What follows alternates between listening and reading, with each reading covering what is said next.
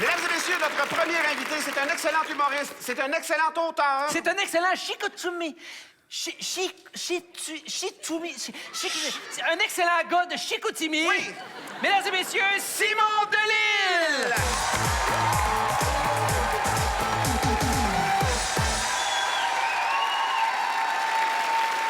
Ça va bien, Québec? Oui, moi aussi, c'est gentil que vous le demandiez. C'est une belle année pour moi, 2015. Très belle année au niveau professionnel. Et j'ai eu 30 ans cette année. J'ai eu 30 ans. Restez assis. Restez assis. Restez assis. Et j'ai eu 30 ans et j'ai réalisé des choses à 30 ans. Plusieurs choses. J'ai réalisé que j'aime mieux le sexe à 30 ans. Bon, j'aimais mieux mon érection de 20 ans, par contre. Hein? Ah, ça, c'est pas... Les gars, hein, 20 ans, l'âge où tout nous fait bander, hein? Du sel, une table, le temps. Il est 6h15! Hein?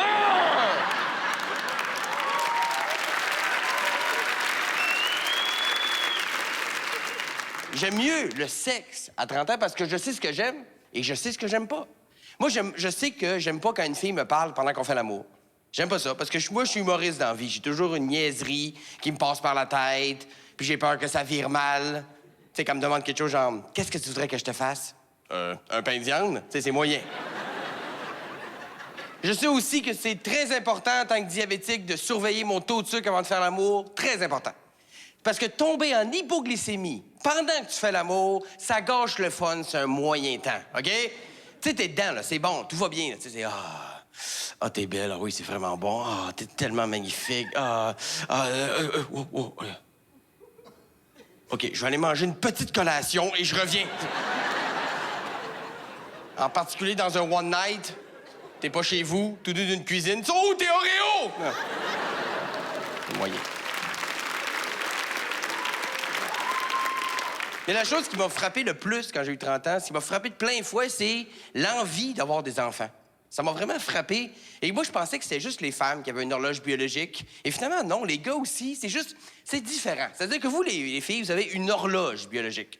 De votre naissance à votre mort, elle fait tic-tac constamment. C'est « je veux un bébé, je veux un bébé, je veux un bébé ».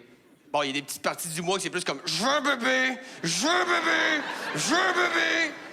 Nous autres, les gars, on a un cadran numérique biologique. C'est-à-dire que pendant une bonne partie de notre vie, il fait rien. On n'entend rien.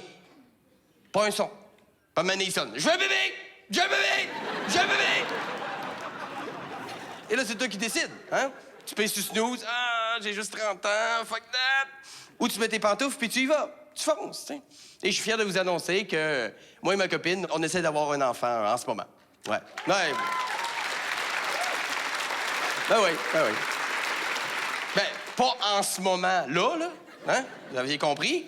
Quoique, ça veut pas dire que dans les loges, on va pas me pogner d'un guet-apens tantôt. Ça serait pas surprenant, parce que le sexe, quand tu essaies d'avoir un enfant, ça change. Tu sais, avant, le sexe, c'était pour la passion, le désir, tu sais. Mais là, c'est plus ça. Là, on a ajouté l'onglet « mission » à tout ça. Là, il y a une tâche à accomplir. Et les gars, souvent, ils aiment pas ça. Mais moi, j'haïs pas ça. J'haïs pas ça. Je me sens important. Je me sens que j'avais une tâche à accomplir, tu sais, comme un espion, hein? Il faut que je pénètre les lignes ennemies, tu sais. Que je me mouille pour ma patrie. Quitte à me mettre à quatre pattes. En tout cas, t'as compris mon allégorie, hein? Espionnage, baisage, je pense qu'on est clair là-dessus, tu sais. J'ai des peurs aussi, c'est sûr que j'ai des peurs, tu sais. J'ai peur d'avoir des jumeaux. J'ai peur d'avoir des jumeaux parce que moi, quand j'étais petit, j'étais tannant. Je faisais des coups souvent. Fait que si j'ai des jumeaux puis qui ont mes gènes, ça va mal aller. Ça va être diabolique. Ça sera pas genre, oh, les coquins, ils ont écrit ces murs. Ça va être, oh, ils ont caché mon insuline puis enlevé les roues de mon char. Tu sais, ça va être... J'ai peur qu'il soit laid. C'est pas vrai. J'ai peur qu'il soit laid et que je m'en rende pas compte. C'est ça, la différence. C'est vrai? Hein? On a tout un couple d'amis qui le savent pas. Hein? Ils savent... Puis là, ils te montrent ça comme si c'était le bon Dieu. T'as-tu vu ça? C'est la plus belle chose que t'as vue de ta vie, hein? Puis là, ils te montrent une photo de quelque chose qui est un hybride entre Joe Pesci puis un coup de poing d'un pâte à viande. Hein? C'est de l'art.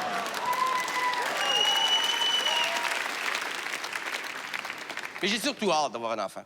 J'ai hâte pour pouvoir revivre mon enfance dans les yeux de quelqu'un d'autre, tu sais. Revivre des choses que je peux plus vivre en tant qu'adulte. Le voir goûter des choses pour la première fois, tu sais. Hein, le premier chocolat, la première fraise, la première croquette du chien. Ah, il aime pas ça. J'ai hâte de pouvoir aller à la ronde avec lui.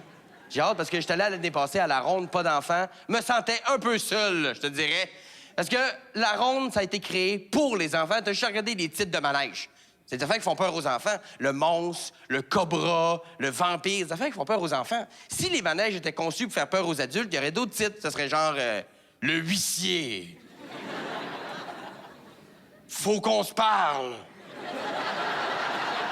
Genre, je veux un bébé, je veux un bébé, je veux un bébé.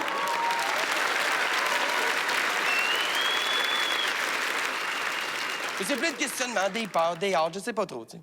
Mais bon, je voulais pas finir ce numéro-là. Je vous annonce que ma blonde n'est pas enceinte en ce moment. C'est pas une révélation que je vous fais. Je voulais juste vous dire, Québec, que finalement, j'ai arrêté de peser sur Snooze.